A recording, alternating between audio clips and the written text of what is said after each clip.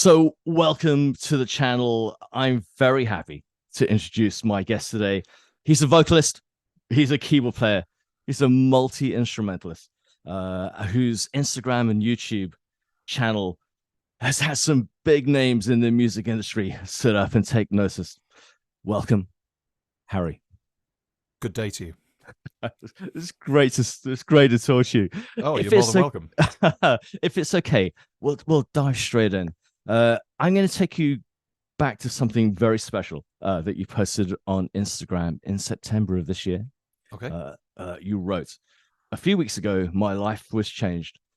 I got the incredible opportunity to perform with Asia as part of the John Wetton An Extraordinary Life concert. Can you talk us through from the very beginning the events that led up to you joining the likes of Jeff Downes and Steve Hackett on stage in tribute to this extraordinary musician?" Yeah, I mean, it was sort of out of the blue, but I sort of had an inkling that maybe there was something on the cards as well. Going back to COVID, I sort of started posting videos during that period, just to sort of, there was no gigs, so it was a sort of, I'm still here, I'm still sort of doing music things, and I'm a piano player. I don't really consider myself a singer that much. I am a piano player, and I thought, well, it might be just a bit boring if I'm just sitting there, just sort of doing whatever. So I thought, right, well, I'll sing some songs and do some bits and pieces. And I just looked on a list of songs that I had the lyrics written out for. And the first one was an Asia tune.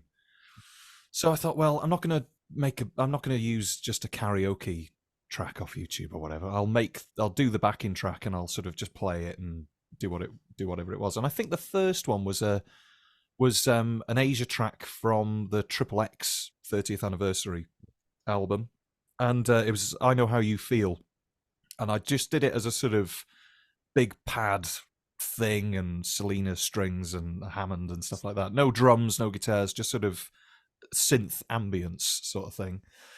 And I just posted it and thought nothing really of it. And then I woke up the next morning and it had just got unbelievable amount of tweets and things like that. And I had a look and Jeff Downes had found it. Had seen it and had shared it and just said he said something sort of on the lines of he sounds a lot like John, yeah. Which is something that people very kindly say that I personally don't hear at all. Like I never heard that. I don't know why people I don't know where people hear that from. It was the first thing I thought when I heard you. Really? See, yeah, see, people say this, but maybe I'm the sort of pound shop version of John Wetton. Like that's the sort of the cheap version. No. But it was so I did that cover, and then I sort of started doing more and more.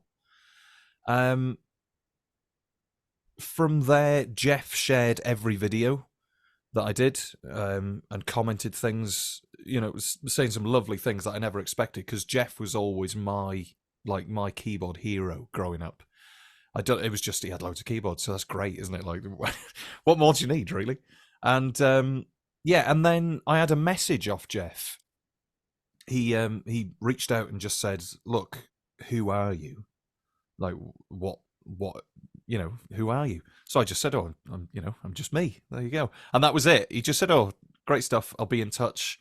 And he sent me an Asia box set and a lovely note and everything, and just sort of it was lovely. And he is lovely. He's the best. He is great. And then, out of the blue, I was playing a gig in a torrential thunderstorm, and I saw on my phone that I had an email. So I clicked the email, and it was from Asia's management, and it said, "Hi Harry, we're looking to do this event. It's top secret. Don't tell anybody about this.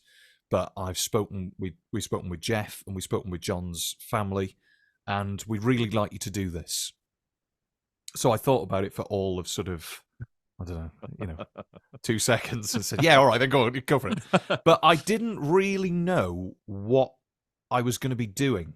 It didn't say much. They just said, "This event is happening and we'd like you to be a part of it." That was it. So I think they just sort of put the feelers out first. So I said yes, just assuming maybe they'd say, "Oh, why don't you just play something and sing something, and then wrap it up, sorted, done." And then as time went on, it became more and more, well, yeah, I tell you what, let's do an Asia show to sort of close the night. And you can sing. So I was like, all right, okay, brilliant, amazing. I didn't know who was involved, really. I knew Jeff was going to be involved. So, yeah, that happened. And then we had a meeting, a Zoom meeting, and Jeff said, can you play keyboards as well? And I was like, do I need to do that? Because you're Jeff Downes, really. It's sort of what do I need to do? So it was basically because Jeff wasn't taking his full rig. All of the parts weren't going to be covered completely. So whenever there was something where there should be a piano part and a string part, Jeff would play the string part and I would fill in the piano parts. So yeah, that happened, and then it was a sort of, this event is happening, we're going to get together and do it. We got together and did it. I think that's what a great story. It's just it's fantastic. crazy. It's absolutely wonderful. Did you get, did you get any rehearsal time, or was it just sort of sound check and you had to go? Yeah, the gig was on a Thursday, and Jeff doesn't live too far away from me, really, about 2 hours away. Okay. So we all got together on the Monday, I think it was. So we had a rehearsal on the Monday and the Tuesday at Jeff's studio with all of us there. So it was me, Jeff, John Mitchell, the six-string monster, Jay Shellen on drums, and Billy Sherwood on bass. Wow. So yeah, we had a rehearsal on the Monday and the Tuesday. I say a rehearsal. Most of the time was spent telling jokes. So it was sort of, should we play that song now? Here's one for you. So yeah, that was that. And then on the Wednesday, we made our way down to Sussex to Trading Boundaries, where the gig was, and we loaded in, and I think we had a rehearsal on that day, or we just sort of played half of the set, I think. And then on the morning of the show, we ran a couple of songs as well, because Jeff was adamant, really, that the Asia thing goes really well. Yeah.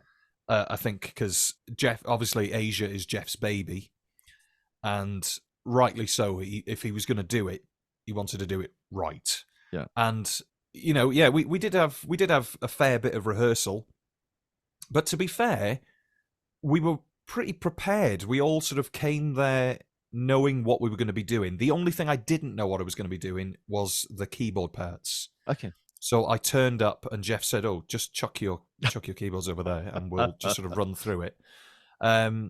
Yeah. So there was, I sang all of the Asia tracks. Wow. And then I sang one of the Icon tracks, Rubicon, which is a John Wetton, Jeff Downes project. Yeah. And then I just played keyboards for another Icon track where Annie Haslam from Renaissance sang with us as well. So John Mitchell sang that one with Annie Haslam, which was nice. It was nice sort of ease in, because I sort of didn't have to sing anything first. I was like, right, I just have to get ready for this. What you got? Did you take? Do you play? It's Nord you play, right? Yeah, I do play Nord. It's a stage 3 that I use at the minute. It's great. I used to be a big rig guy, so I used to have the Nord piano and a motif, and then I used to have a Studio Logic Sledge, an SH101, a Microkorg, and sometimes the Rhodes would come with me as well. Nice. Only because I was never a fan of splits and things like that. I just could never get my head around it. Well, it sounds stupid to say, really, because it's so simple. It's just, there's that sound, just play it there. But being a piano player, if I want to go somewhere, I didn't want to feel restricted to not be able to go there and suddenly have, like, a Himalayan nose flute, sort of where something else should be. But then I think the year before COVID, the sort of last year of full gigs, I thought, why am I doing this? Like, I'm making it so much harder for myself. And I'm playing parts, and obviously the more that you play the songs, the more you sort of just play the same thing. Sure. You sort of nail in what you're going to do. And I thought, do you know what? I'm just going to take the plunge. Got the stage 3. set up all of the splits and layers, programmed in the patches for the songs, and since then, I haven't really used anything else live. Anyway, recording stuff is different, but yeah, Stage 3, it's great. I mean, for me, the key bed is a little bit light. Okay. It does feel a little bit spongy, but it is a nice medium between sort of being able to play the Hammond stuff and being able to play the sort of fast synthy stuff and get the piano action sort of thing. But yeah, it's great. It's great. Absolutely. So just as far as the sort of sound check goes, I guess, he was stepping up in this classic band. Did you go in-ears? Did you go old school monitor? What did you do? Yeah, I'm pretty much always in-ears. Yeah, I have been for probably about 5 years. I use the ACS custom molded ones. I used to use the Shure just generic non-molded ones, whatever you call it.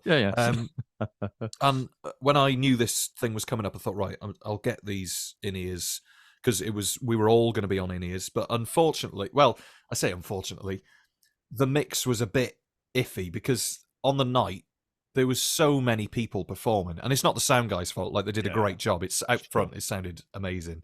So I think for the Asia thing, I had one in, and I had one out for sort of the room.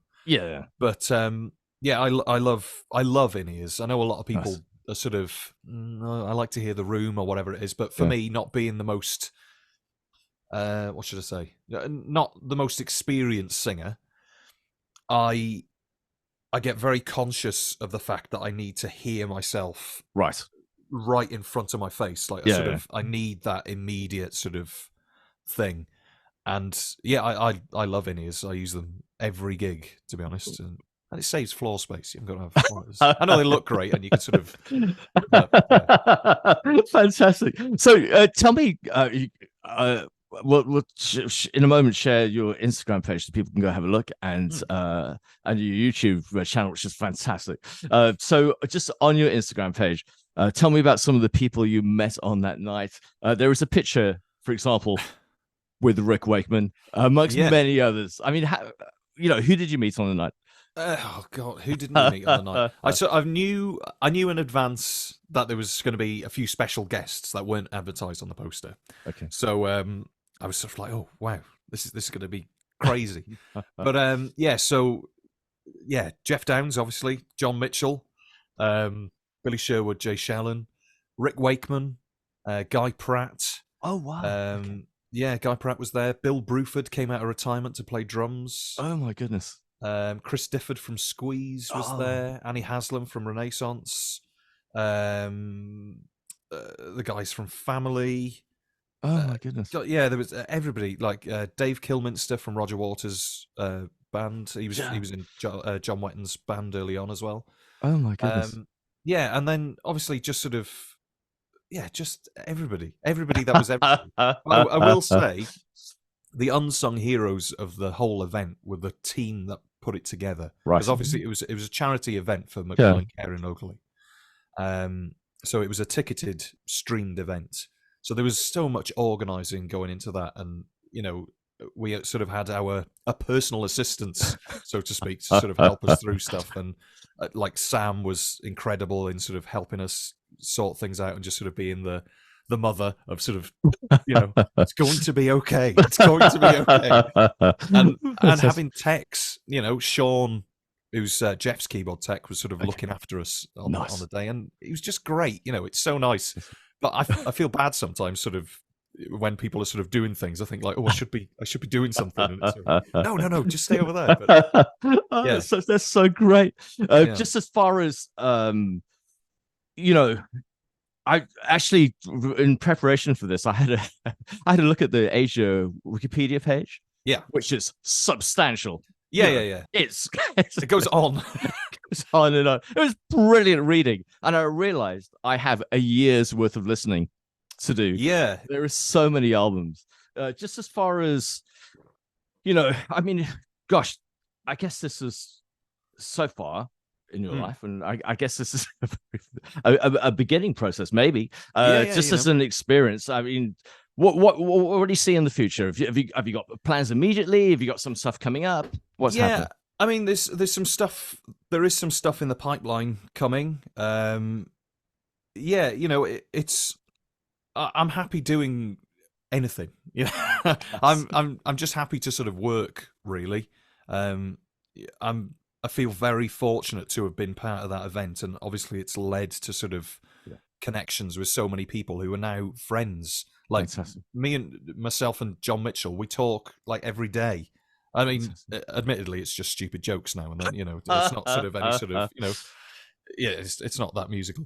But yeah, and I know that we're all going to be meeting up in a couple of weeks, and yeah, it's great. So yeah, there's some stuff planned, and you know, yeah, it's just great to sort of have that as a sort of that's a nice thing to say to be able to say you've done.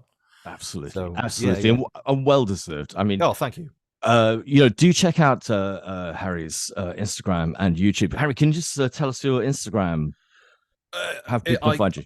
I could if I knew what it was. I think it's just my name, isn't it? Harry Music Musings. Harry, not the Um, S. Yeah. But if you just search my name, Harry Whitley, it will probably come up. And yeah, I'm probably more active on Twitter. I would have thought. Okay. I think that's where everything.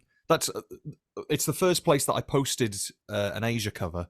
So a Right. lot of the people that sort of I don't want to come across as well that it's sort of everybody assumes I'm sort of this Asia mega fan. No, no. But it's purely because Yeah. the first cover that I did was Asia, and Yeah, all yeah. of the sort of Asia fans jumped on it. So Yeah. those are the videos that do really well. Yeah. And obviously the songs are great. I'm not sort of taking anything away from that. Yeah. But yeah, so the Asia stuff always goes down really well. And Yeah. now I've sort of got that following of people like the Asia stuff, and they've sort of seen me do it. So it's sort of it sort of has to be done. But I'm not sort of the weird. I don't stand outside the back door of Asia gigs. Well, having seen the instance, you've done a lot of covers on there. Some really great stuff. Even one this morning, which was absolutely fantastic. Really enjoyed that. That's brilliant. Listen, Harry, thank you so much for coming on here and you're so sharing your welcome. story. It's so deserving, and just a great talent. Do check out Harry's Instagram page and YouTube channel and Twitter, which I didn't even know about. Yeah. And it's been great to talk to you. Thank you so much. You're more than welcome. Thanks for having me.